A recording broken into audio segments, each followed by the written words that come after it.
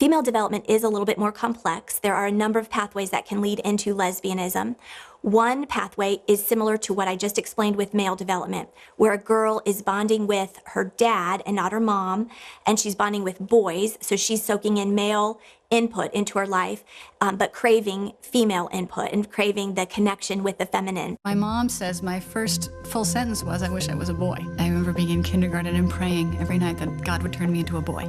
And I remember jumping up the next morning and running to the bathroom to see if he had. My father was a construction person, so I was always out with him with hammers and nails, and always playing with the guys and basketball things. I never really did any real girly things. My mother was a professional. She was a chemist, and she worked long hours. I didn't have an emotional relationship with her, touching my hair or kissing me or telling me I love you. For others, the girl may have been separated from the mom early on, even as a baby. Maybe the mom was depressed and unable to connect, maybe postpartum or some type of depression where she was unable to bond with the baby, or maybe the mother or the baby were hospitalized and they were separated.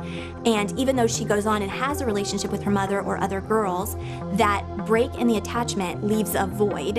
And so lesbianism becomes a search for that motherly love. Those 2 months that I spent in an incubator, my parents were not allowed to pick me up, to touch me or anything during those 2 months that I struggled to breathe. I remember zeroing in on anything that talked about abandonment, anything that talked about rejection, anything that talked about leaving you. I believe that it was that first level of rejection of losing my mom, as well as my father giving me away, that opened up the door for me to have feelings that I felt different and felt strange, that I didn't feel like in all of the other kids my age. My dad had his own issues. He was dealing with sexual addiction issues and brought some things into the house that I shouldn't have seen.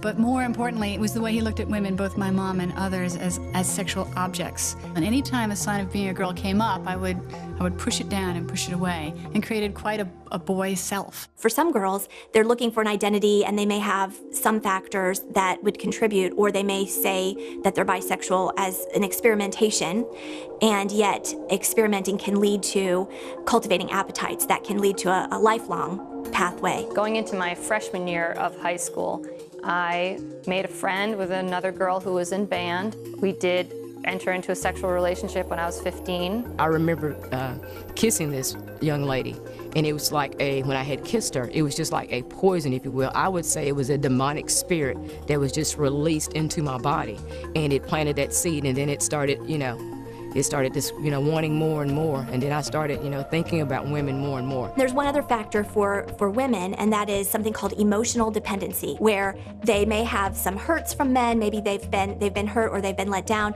and they may also have some other voids that they're trying to fill.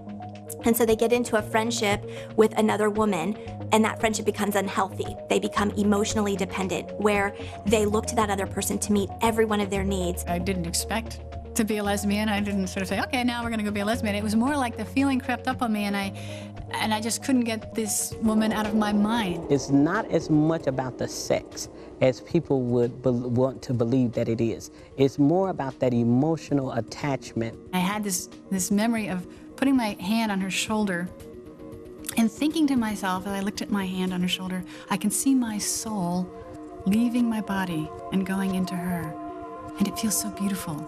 I remember a time when the police came to my apartment and they were asking her, and I was right in the bathroom, to turn me in. Where is she? We know that she's here. And so she was saying, I don't know where she is. And the police told her, you know what? I know that you all are lesbians, and the hardest thing it is for us to do is to break lesbians and make them turn on each other, because of that bond that lesbians do have, that they protect. It's like it's you against the world. One of the challenges of not identifying with my mom way back when I was a child was that I couldn't really bond with her. I didn't really connect with her in a way that fed who I was. And moms do, same-sex parents help establish a sense of being, help establish a sense of who you are. And if I can't connect with my mother, then I lose that from the very beginning. And then later, as you hit puberty, it's the father's job to call you out as a woman and to say, this is what it is to be opposite, other from me, and to be a flower, and a beautiful flower, and treasured by men. Of course, I didn't get any of that. And so I was on the hunt for me. I was on the hunt for completion. So this lover that I had in high school, she personified much of what I thought was excellent in a person. And I was really wanting those attributes for myself. I was really looking for myself in her. There was times that she would be thinking something and I would say it. Well, there's times that she would start saying things and I could finish it because we had become so closely knit together. It wasn't of God, it was from the pits of hell, but it was still something that was actually a reality that I witnessed through our relationship, that we had became basically one, knitted together by the devil though.